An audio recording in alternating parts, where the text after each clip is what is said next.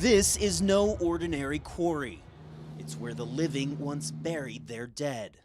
Gaza's Bani Sahela Cemetery, hollowed out by Israeli excavators.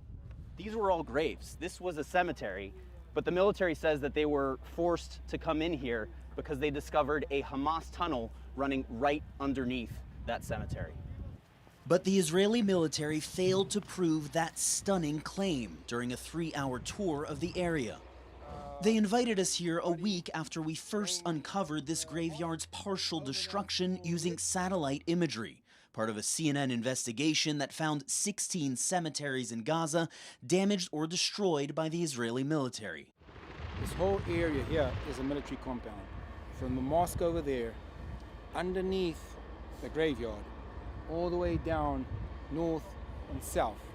My forces, at the beginning, we tried to flank this area, were fired from this area again and again and again. We couldn't understand why. So that's how you determined that there was a tunnel here, because you were being fired upon? Yes, sir.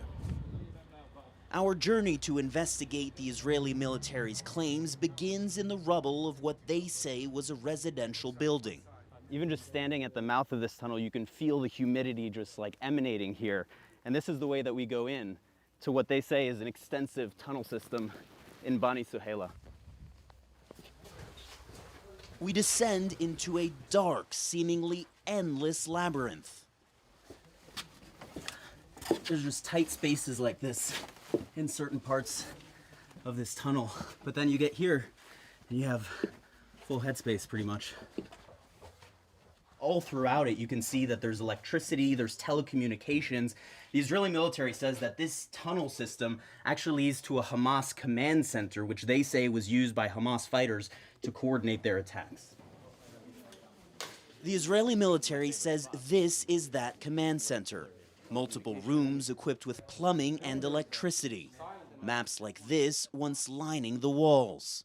You can see a kitchen here equipped with a sink, running water, with the pipes running through the tunnel wall. You have a fan, plates.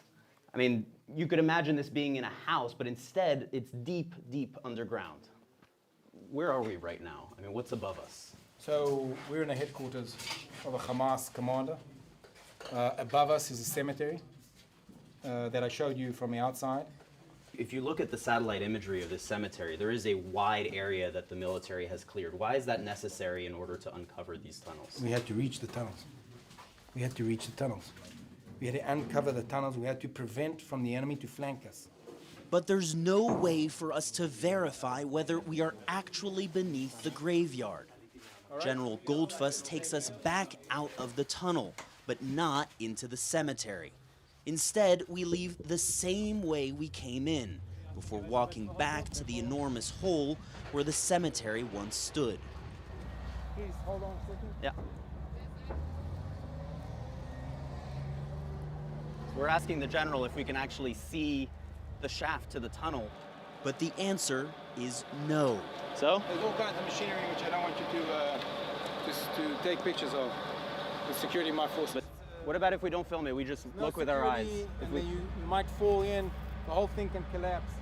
Or you have to walk to the edge is not secured, it can collapse, there's machinery, so on. It's not something I'm going to take a risk on. Sorry.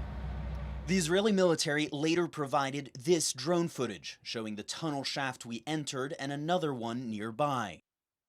CNN geolocated the footage using this satellite image. This outline shows where the cemetery once stood, and these are the two tunnel entrances, clearly outside the graveyard.